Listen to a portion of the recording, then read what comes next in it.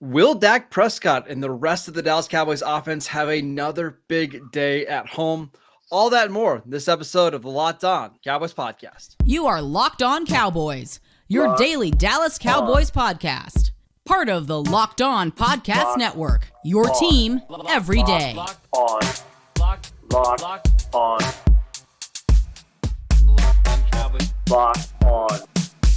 Cowboys.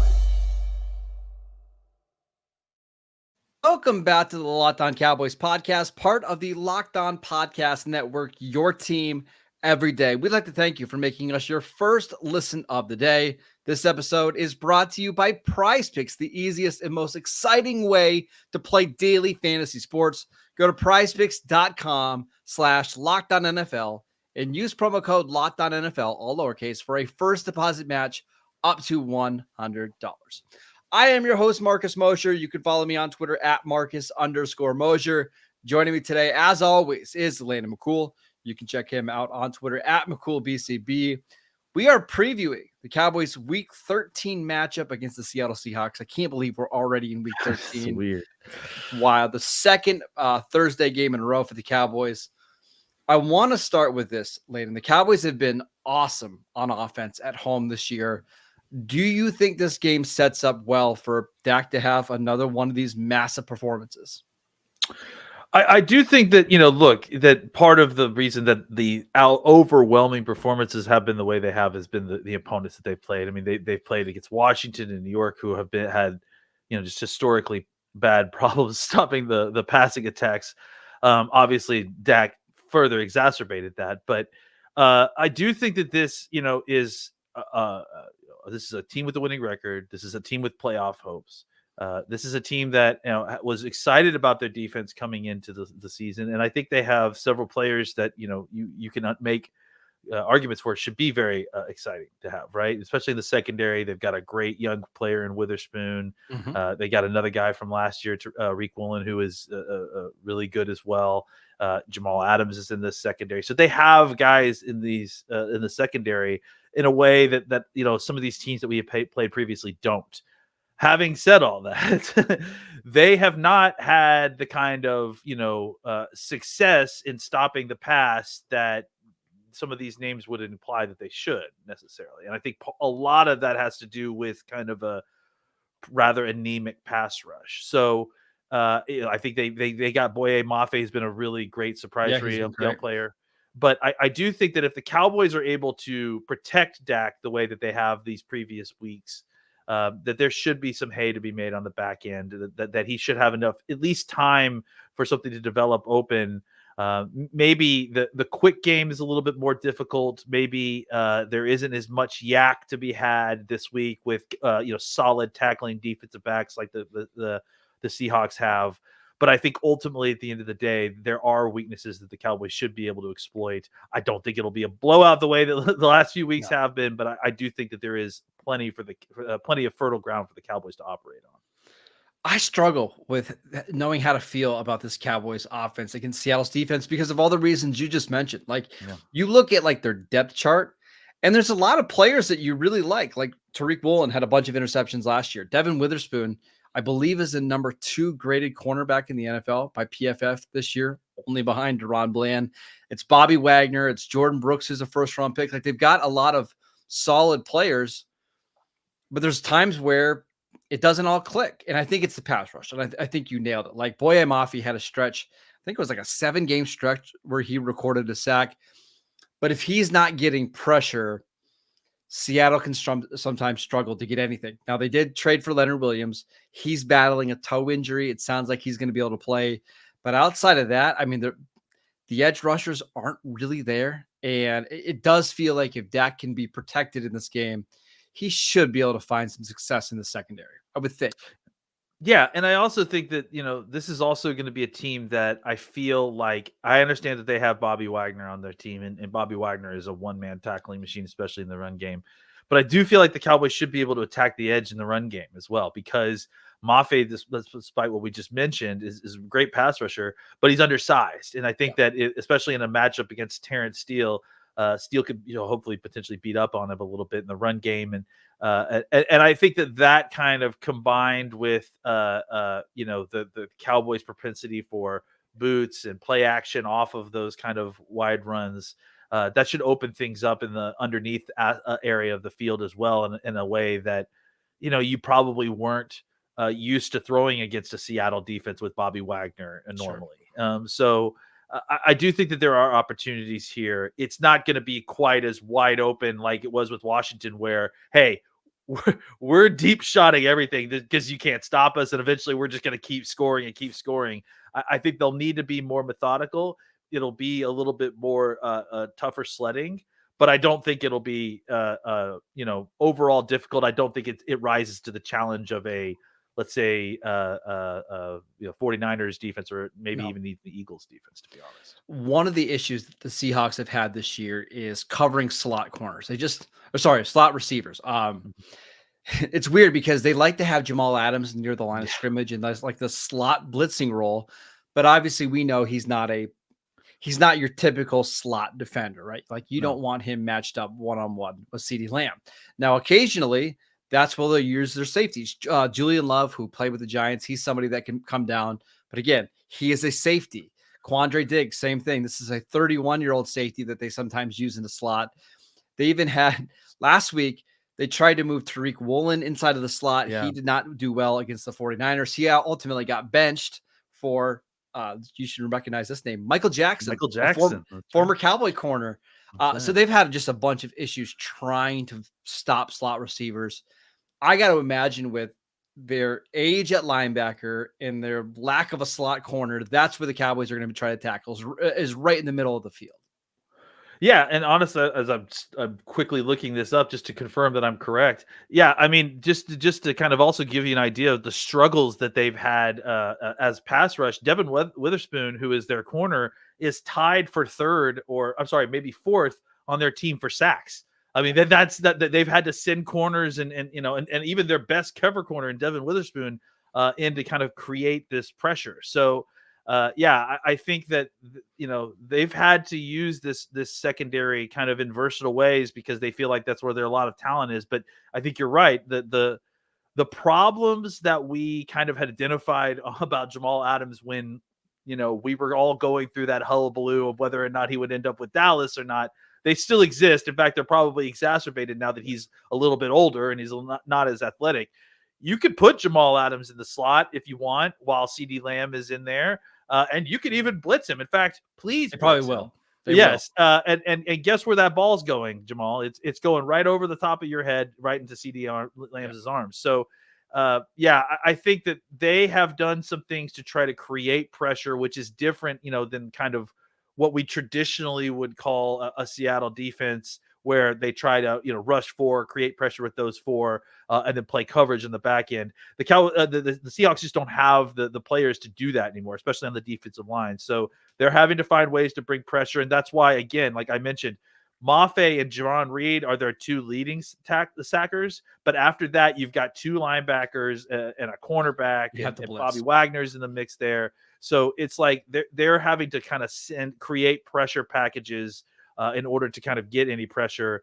And ultimately the combination of what they're doing versus what their personnel, it doesn't seem to be a great fit because they do have decent personnel on the back end, but they aren't getting the production that you would expect from that personnel so far this season. So yes or no, big Dak game on Thursday? I think so, but I think it may kind of be a gradual thing, right? Like I think it's sort of like a fourth quarter explosion, maybe similar to what we've seen a couple last few weeks, but I do think it will be a big Dak game. All right, let's talk about how the Cowboys can try to slow down Geno Smith and the rest of this Seahawks offense next. This episode is brought to you by DoorDash. Why root for your favorite team on an empty stomach? Order on DoorDash and save on all of your football watch party favorites. Order pizza, wings, sodas, burgers, or even just buns on DoorDash and get it all delivered without missing the game. You're going to be watching the Cowboys Seahawks game on Thursday. You're going to want to order some food in when you're getting ready to sit back and watch this hopefully win by the Cowboys. Mhm. Check out 24/7 Tacos. Check out some of your favorite pizza places out in Dallas or out in Arlington. They've got a ton of them on DoorDash, so check them all out.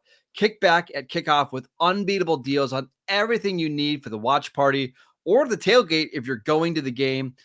Get prepared before game day. Like today, stock up on your favorite appetizers and order all of your tailgate gear on DoorDash.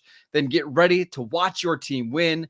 Get 50% off up to a $10 value when you spend $15 or more on your first order when you download the DoorDash app and enter promo code LOCK23, subject to change, terms apply. Again, that is 50% off up to a $10 value when you spend $15 or more on your first order when you download the DoorDash app and enter promo code LOCK23, subject to change, terms apply. We also want to let you know that this episode is brought to you by PrizePicks.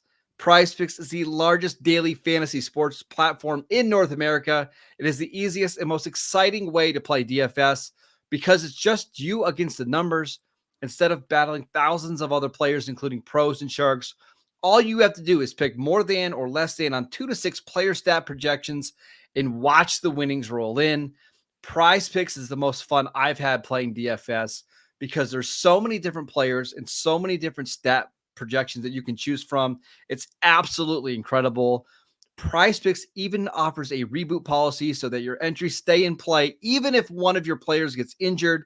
For football and basketball games, if you have a player who exits the game in the first half and does not return in the second, that player is rebooted. PrizePicks is the only daily fantasy sports platform with an injury insurance policy. Go to prizepicks.com/LockedOnNFL and use promo code LockedOnNFL for a first deposit match up to $100. Again, go to prizepicks.com/LockedOnNFL and use promo code LockedOnNFL for a first deposit match up to $100. Welcome back to the Locked On Cowboys podcast. We want to let you know that Locked On has launched the first ever national sports 24/7 streaming channel on YouTube. Locked On Sports Today is here for you 24/7, covering the top sports stories of the day with the local experts of Locked On, plus our national shows covering every league. Go to Locked On Sports Today on YouTube and subscribe to the first ever national sports 24/7 streaming channel. All right, Landon, let's talk about the Seahawks offense. It's been clunky for them this year. Geno Smith has been a little bit banged up, dealing with an ankle injury. Now he's dealing with a bicep injury. The offensive line has been a mess for most of the year. Kenneth Walker seems like his status is in doubt. How do you think the Cowboys defense matches up against Geno and the rest of this offense?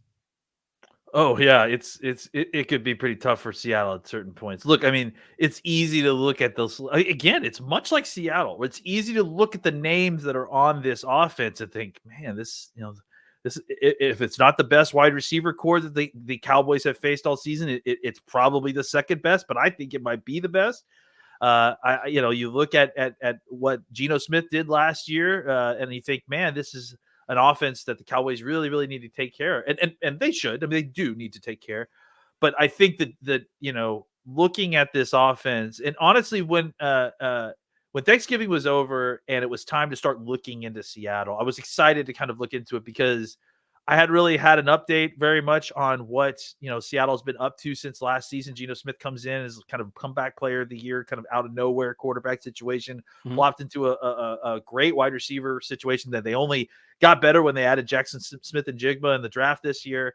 And it's way more clunky than it was last year. And I think it has everything to do. And honestly, I had kind of an epiphany last night reading all this. I sent you a very, very late night DM about a statistic and specifically that I had pulled.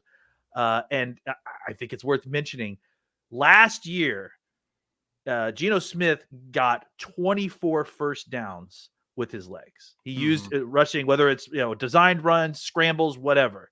So far this season, he only has 5.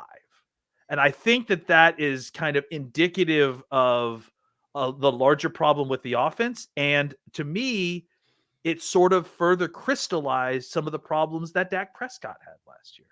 Is that I think there are moments when using your legs instead of putting the ball into play to try to get a first down is a safer play, is a safe play to get a first down as opposed to trying to force it into tight coverage, throw it where it shouldn't be.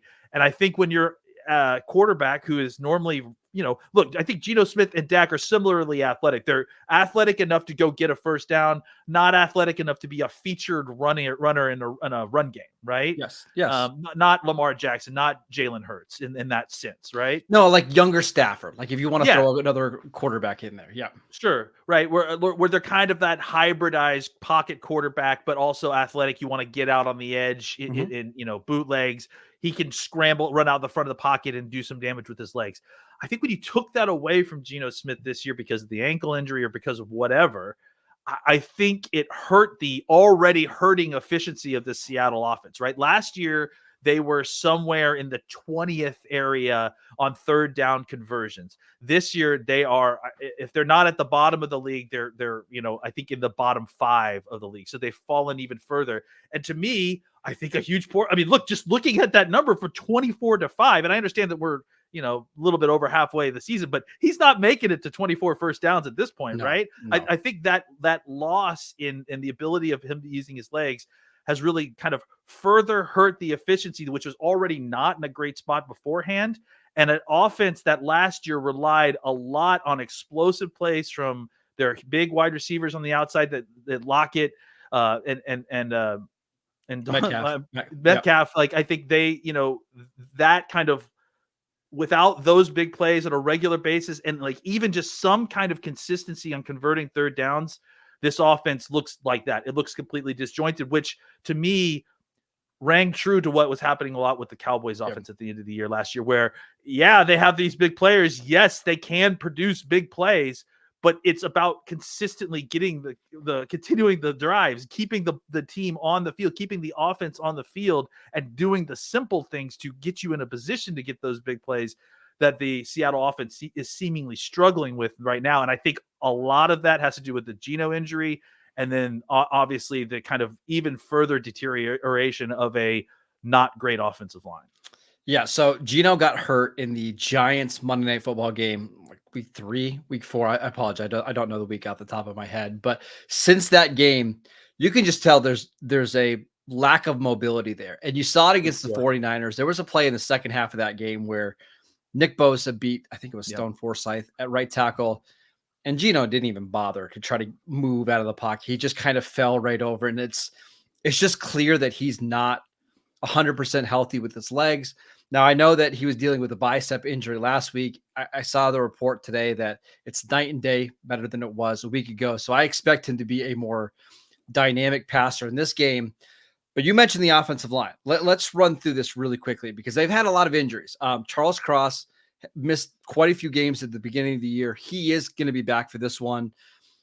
The right tackle, Abe Lucas, got hurt in week 1. He has not played since. Now, he was a full participant in practice on Tuesday.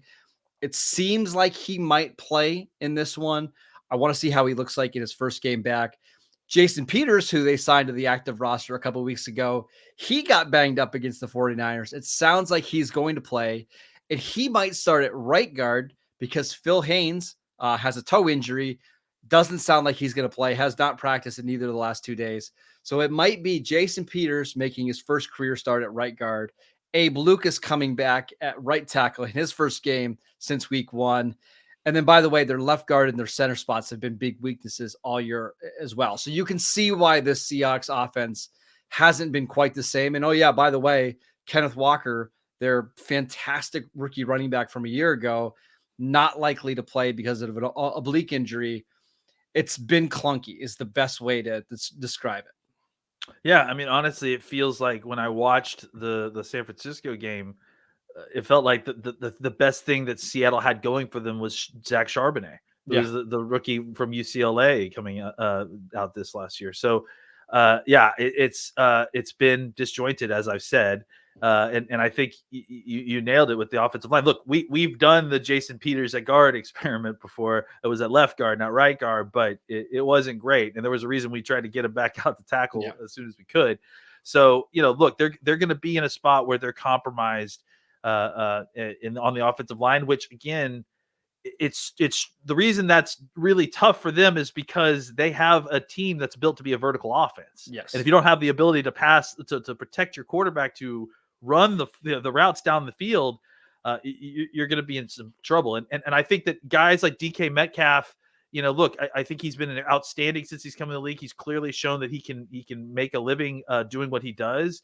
But the concerns that teams had about DK Metcalf I think are kind of showing up now because you can't run a complete offense necessarily with him. He's just not as good as at kind of running the whole route tree as he is being a dominant threat as a outside deep ball receiver, a guy who's running crossers and that sort of thing. So I think if they have to get into a short game offense, they're basically running it out of Tyler Lockett, who is a very, very, very good receiver, but is not someone that you can't completely take out of the game if you tried too hard. So the only matchup that really scares me in this one is Jackson Smith-Njigba, who's been more involved in the offense over the last couple weeks against Jordan Lewis. It's just not one that I particularly love. On a homecoming too, he's from Rockwall too. Yeah, so, there you go. It's homecoming for him. So I would assume he's going to have a lot of targets and probably a pretty big day on Thursday. Landon, let's get to our predictions for this Seahawks Cowboys Thursday night football matchup next. This episode is brought to you by LinkedIn.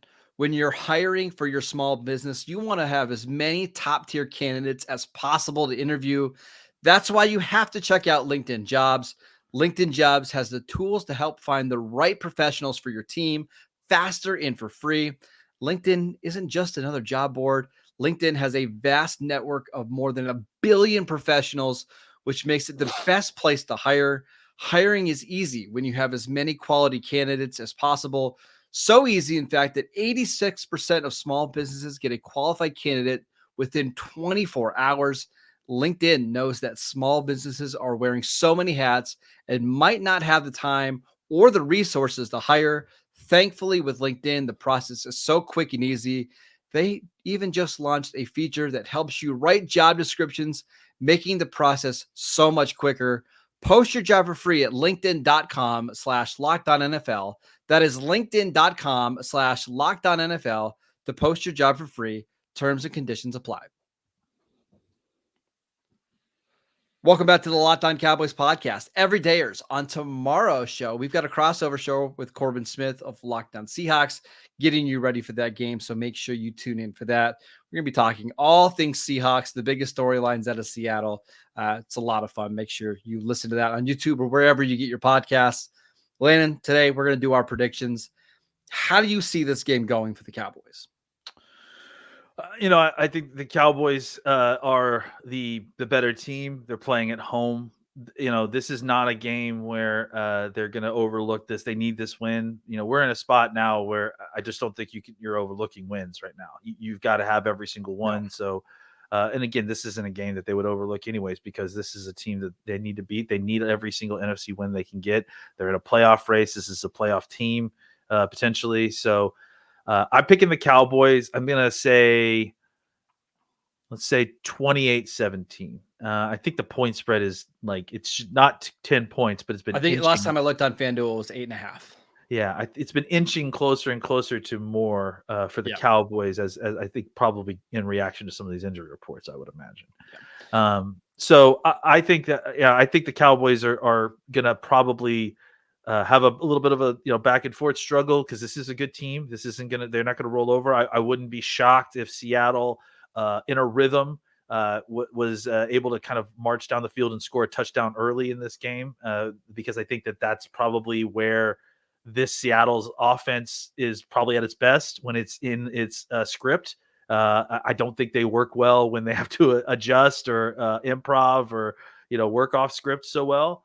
And so I wouldn't be surprised if this game was a little bit close early, and then as the game got on, the Cowboys kind of really started to pull away, especially if Seattle is unable to stop the Cowboys' run game, which I imagine that they'll definitely test Seattle on that at a certain point. But so I'm going to pick the Cowboys 28-17. I'm really conflicted on this game for a variety of reasons. I'm just going to list a bunch of them right now. Cowboys, excellent at home. Seattle, pretty bad on the road, even historically during the Pete Carroll administration, right? They just have not been a very good road team. Typically, teams coming off of playing the 49ers really struggle the following week because they're so beat up. I wonder how the Seahawks are going to be on a short week. It's not really a short week, but it's this weird Sunday, Thursday thing. What kind of energy they're going to have while traveling. Yeah. While right. traveling. Yeah. At the same time, Seattle kind of has to win this game.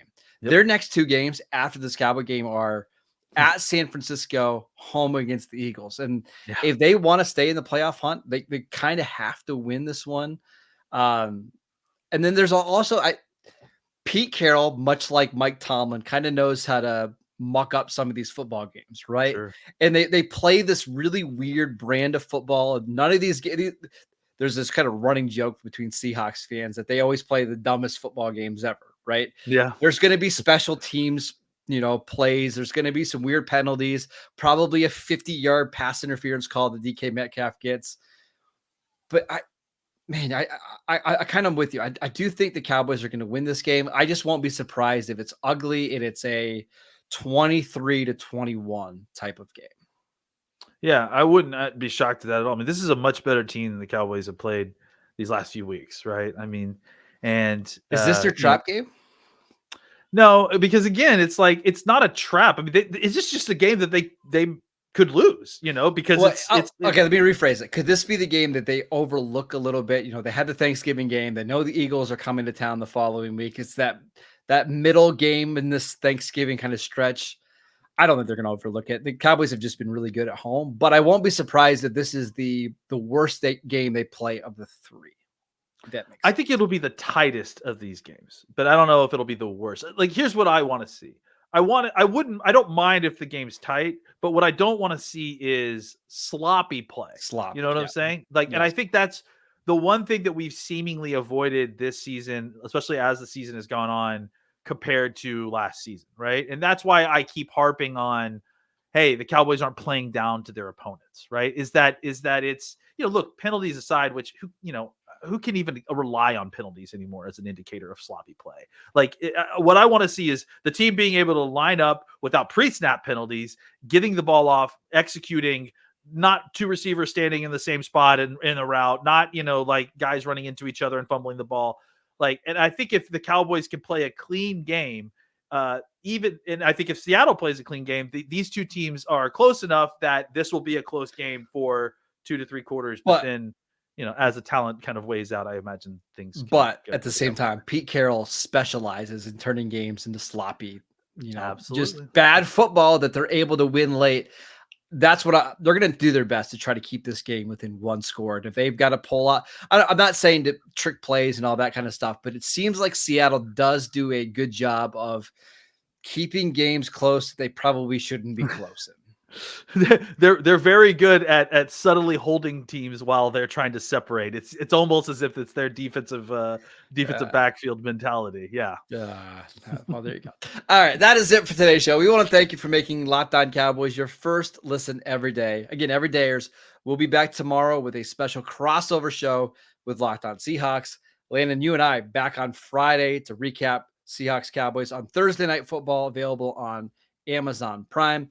Go check out our show on YouTube. Go check out us wherever you get your podcasts. We are free and available on all platforms. Go follow Landon on Twitter at McCoolBCB. I'm at Marcus_Mosier. We will see you next time.